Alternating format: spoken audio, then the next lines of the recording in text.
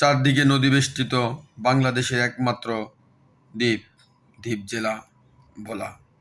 বিকেল গড়িয়ে সন্ধ্যা নেমে আসতেই মূল ভূখণ্ড থেকে বিচ্ছিন্ন হয়ে পড়ে ভোলা জেলা।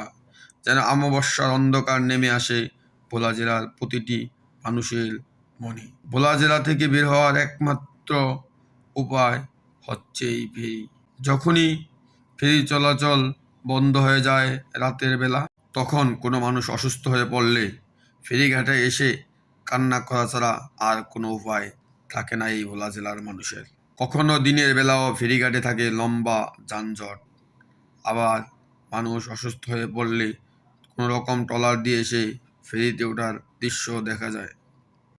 5ই আগস্ট ডক্টর মোহাম্মদ ইউনূসের সরকার গঠিত হওয়ার পর ভোলার মানুষকে স্বপ্ন দেখানো হয় মূল ভূখণ্ডের সাথে তাদেরকে সংযোগ করে দেওয়া হবে ভোলা বরিশাল সেতু। হঠাৎ করেই কোনো অদৃশ্য কারণে স্থগিত হয়ে যায় ভোলার মানুষের সেই স্বপ্ন।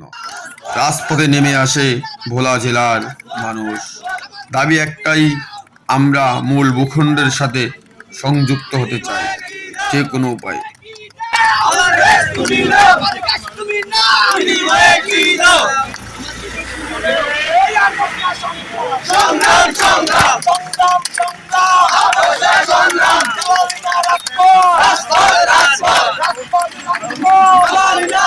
এই আন্দোলন বর্তমানে ভোলার গণ্ডি পেরিয়ে ঢাকার রাজপথে আন্দোলনে রূপান্তরিত হয়েছে। ক্ষোভের বহিঃপ্রকাশ দিন দিন বেড়েই চলছে ভোলাবাসীর।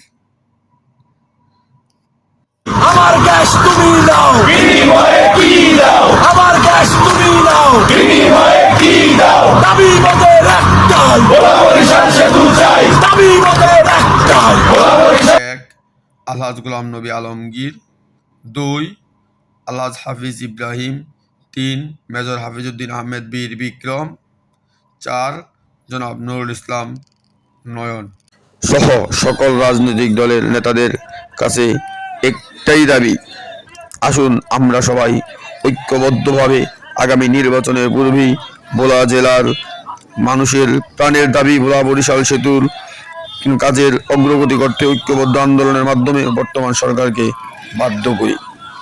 অন্যথায় ভোলা জেলার মানুষ আপনাদের সকল থেকে মুখ ফিরিয়ে নিতে বাধ্য হবে।